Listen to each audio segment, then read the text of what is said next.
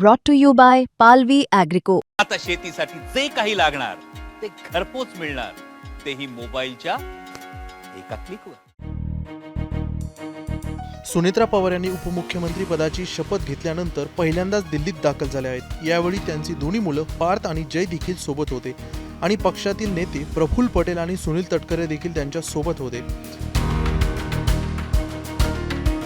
अजित पवार यांच्या निधनानंतर सुनेत्रा पवार यांनी उपमुख्यमंत्री पदाची शपथ घेतली. तसेच राष्ट्रवादी काँग्रेसचा राष्ट्रीय अध्यक्ष कोण होणार याकडे देखील सर्वांचं लक्ष लागलंय. या व्यतिरिक्त दोन्ही राष्ट्रवादीच्या विलिनीकरणाच्या चर्चा देखील सुरू आहेत.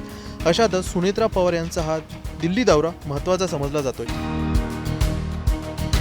सुनेत्रा पवार यांनी पंतप्रधान नरेंद्र मोदी यांची भेट घेतली. यावेळी पार्थ पवार, जय पवार आणि प्रफुल्ल पटेल आणि सुनील तटकरे देखील उपस्थित होते. पंतप्रधान नरेंद्र मोदी आणि पवार कुटुंबाची ही भेट जवळपास 40 मिनिटं सुरू होती. पंतप्रधान नरेंद्र मोदी यांच्या उजव्या बाजूला सुनेत्रा पवार तर डाव्या बाजूला पार्थ पवार, नंतर प्रफुल्ल पटेल, सुनील तटकरे आणि शेवटी जय पवार असे बसलेले दिसतात. तसेच या भेटीनंतर सुनेत्रा पवार यांनी केंद्रीय गृहमंत्री अमित शहा यांची देखील भेट घेतली. ही भेट जवळपास 30 मिनिटं चालली.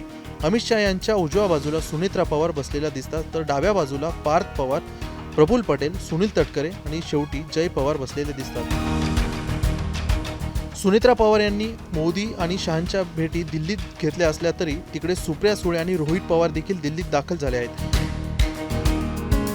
त्यामुळे दोन्ही राष्ट्रवादीच्या विलिनीकरणाच्या चर्चा सुरू असतानाच दिल्लीत प्रमुख नेत्यांच्या बैठका सुरू आहेत.